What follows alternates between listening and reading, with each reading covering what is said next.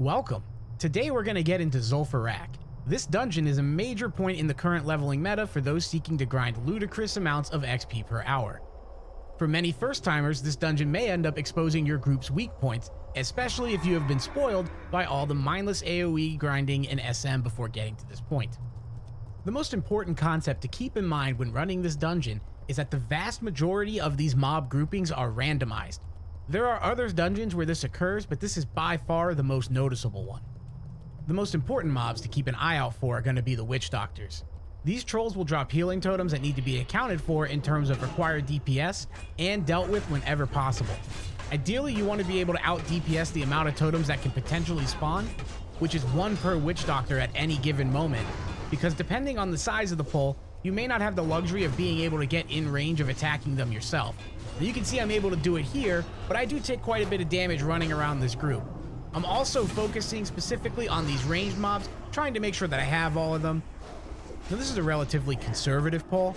I had to keep it small because I saw how many Witch Doctors were up ahead. That being said, this is what it looks like when I get a little too big for my britches.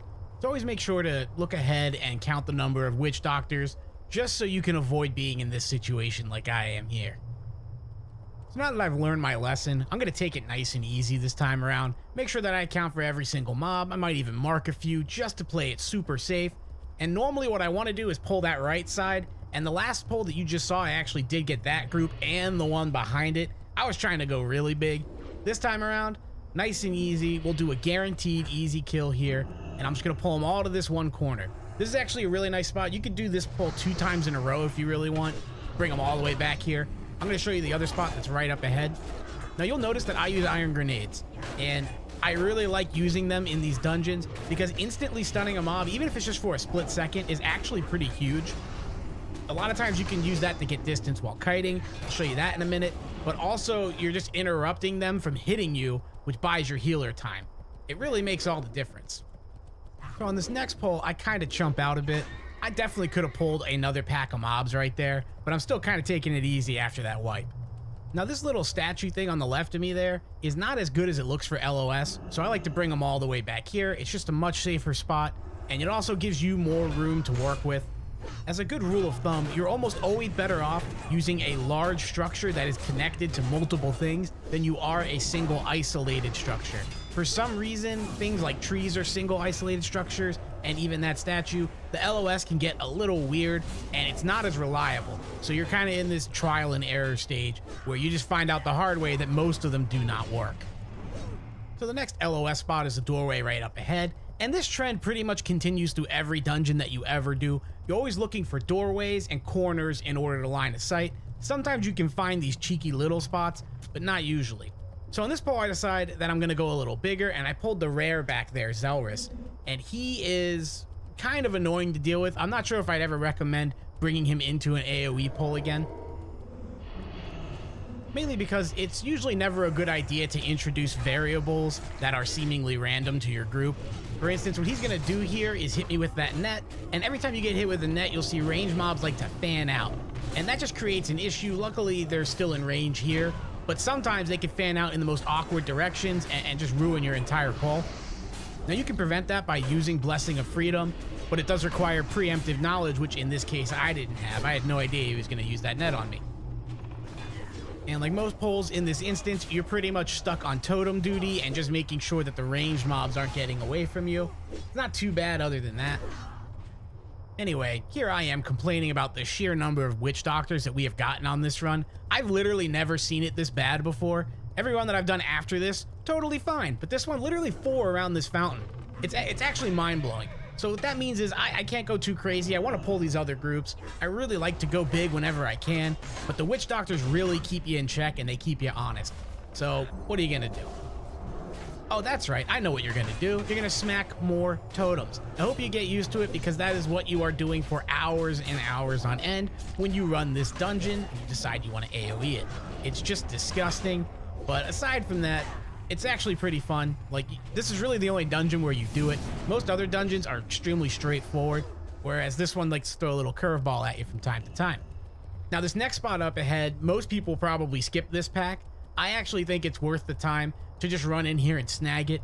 I like to really take full advantage of this dungeon because it's really the only dungeon that you can pull while mounted. It's super unique that way, and mount pulls feel really good because you can constantly body pull and there's just way less risk involved. So these basilisks offer sort of the first interesting mechanic that you're going to encounter in this dungeon, which is just a pretty standard sleep, but you do have to watch out for that. You're going to need quick dispels, and pretty much everything from this point on requires your healer to be really good.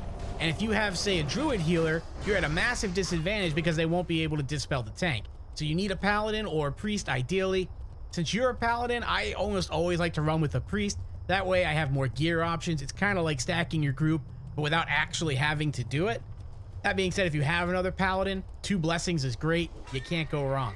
So this boss room, you can see that was a bit of a risky pull there. You don't normally want to run in front of that boss door, but there is room on that side that I did it.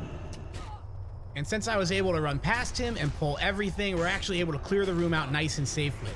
So you can see here that these basilisks are actually immune to slows, which makes it really annoying to deal with them. I actually probably would have only pulled 2 here if I knew that ahead of time, because not being able to kite really messes with the equation of what you can and can't handle on a pull.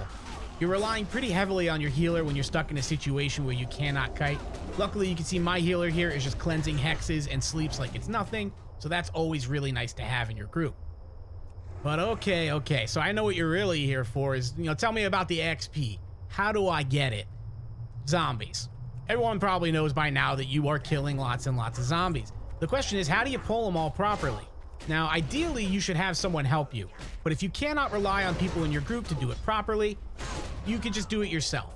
So you're going to need some form of slow in order to accomplish this. I opt for the Hunter Trap because I have one in my group, but a rank 1 Blizzard spam would be just fine. In fact, it might even be ideal because then your mages will be pulling aggro off you and you can just keep clicking around. Really not that bad. On a related note, I don't normally use damage meters, but I do like to show it here just to give you an idea that yet again, I'm still pulling around 40% of what a mage does, which makes the roll a bit more respectable because then you're getting about half a mage plus all of the tanking possibilities and stuff like that. Really works out nicely. You can't go wrong having a tank in your group if he's a paladin. I don't know about the other tanks, I can't speak for him, but a lot of people try and do this with only mages, and it's like, well, this is fine too. So you see that I use the grenades a lot on these pulls, and yet again, it's just to prevent the mobs from hitting me for even a split second. And we're in here just doing our thing, and I stayed in there for quite a while, but you'll see that I actually get more damage in exchange for that, and then I start to drop off pretty hard here. This section really is a mage's playground. Whenever you have this many melee mobs, you're basically just crutching on them to do all the hard carrying. So the more mages you have, the better, ideally. But I always feel like 2 is more than enough, and that you could get by just bringing pretty much anything you want. I really like Hunter just for the slow traps. Having that 100% reliable slow is always nice. So this next room is very large. We're going to run actually through this entire room because we can. But this requires very specifically, well, 2 things on this particular pull. One is that you need a healer who can dispel. 800%, you are screwed if you don't have one. You see, I get hit here and I'm able to bubble out of that because I'm a paladin. No other tank can do that. It's sort of cheesy. And while we're running away, we're going to nade these guys because once my bubble goes down, now they won't be hitting me. So I'm able to basically recover from what would have been a shit pull and what guaranteed would have been a shit pull from any other tank. That being said, still not the cleanest pull on my part, but we're able to get here and get to the end. And as long as we're in this corner, it's basically home free. Once the slows go out, you walk away, you're chilling, no problem. My main goal, yet again, as always, is to just keep threat on these ranged mobs. Nothing else really matters. The mages, by this point, after killing all those zombies, should be good at handling melee mobs. Even if they've never done it before, now they should have an idea, and we're just going to smack totems and deal with ranged. This is by far my most favorite pull in the instance, just because of the sheer amount of mobs. Like, when I first would run this place, I never in my wildest dreams thought about pulling that many. Now, speaking about pulling a lot of mobs, the stairs are pretty interesting, because in order to get every single mob, you actually have to run down there and start getting hit. So I try here with just a grenade and getting kind of close, and I get most of them, but I'm missing those mobs in the back. That being said, not a big deal. You can't really speed up the event by pulling more mobs anyway. So no matter what we do, we're waiting the same amount of time. That being said, why not pull them all at once and just chill if that's what you can do? The majority of the mobs in this pack are also non-elites, so it's really easy, and there is room to kite. Just overall, the stairs is probably going to be easier than what you just did, and certainly than most of the pulls that you've been trying to go big on this whole time. So the second time around, just to show you the bubble pull, I go all the way in. I get every single one of them. Much worth. I do like doing that, and yet again, I always like to combo a bubble pull with a grenade whenever I can, because I think it looks good. But in that case, totally unnecessary. Some people might consider that a waste, but I think the style points always justify it. After the stairs, the rest of the instance is pretty much the exact same. I do like to try and pull as much of this room as possible, just because it's nice. But other than that, there's not a whole lot to do here. You can decide to actually clear your way out straight ahead of where I'm running right now. And you can go all the way down there, pull quite a few big packs of mobs. Most people opt to just reset the dungeon, especially because the zombie farm is just so lucrative by itself. In fact, the meta, I believe, is just to farm zombies and then reset. I like to go deeper. I always like to pull more whenever I can, especially because it's something about farming the zombies by itself just feels boring. Like, I like to get a couple bosses in. I always enjoy the stair event, even though it's kind of cheesy and a bit of a downtime waste, but you do you. And that's going to be pretty much all for this video.